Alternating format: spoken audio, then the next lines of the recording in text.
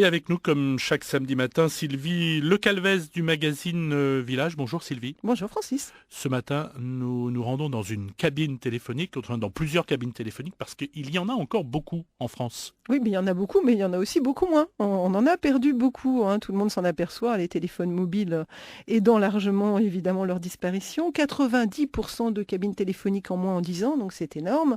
Et effectivement, on a tous un souvenir un peu ému d'une cabine téléphonique, mais que fait-on de celles qui disparaissent ? Alors, que fait-on de ces cabines, justement? Il y a des initiatives. Oui, il y a des initiatives. On a fait un appel à Ça coûte initiatives cher d'abord, d'ailleurs. la destruction de toutes ces cabines. Oui, on a fait un appel à initiative pour nous raconter les souvenirs de cabines et c'est comme ça qu'on est tombé sur une initiative quand même qu'on a trouvée très exemplaire en matière de recyclage de cabines. C'est le lycée technique Jules Verne de Guingamp dans les Côtes-d'Armor qui, lors d'un voyage d'études dans un lycée technique du même ordre à Berlin, donc évidemment en Allemagne, s'est aperçu que là-bas, ils avaient le même problème de diminution de cabines et qu'ils les recyclaient en bibliothèque de rue.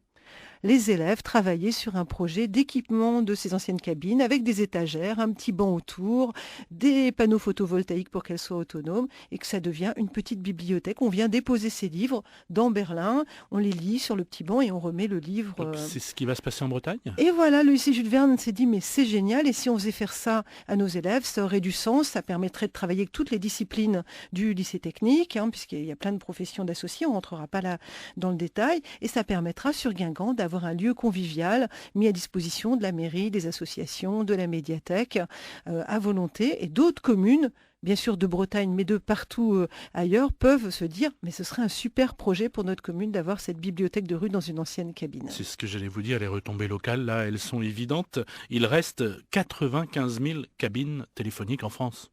Oui, tout à fait, et donc on pourrait tout à fait, dans celles qui sont inutilisées, en faire des vrais lieux culturels de ce type. Merci Sylvie. Et vous aussi, si vous avez des souvenirs de cabines téléphoniques, n'hésitez pas à les raconter au magazine Village, à écrire par exemple, Sylvie, au magazine Village. Oui, on peut écrire à Saint-Paul, hein, près de Flers, 8 allée des Tilleuls, à la rédaction. On peut aussi, bien sûr, envoyer des mails et vous trouverez toutes les coordonnées sur notre site internet, village.tm.fr. Nostalgique de la cabine, un article à retrouver dans le numéro 122 du magazine Village. À la semaine prochaine, Sylvie. À la semaine prochaine.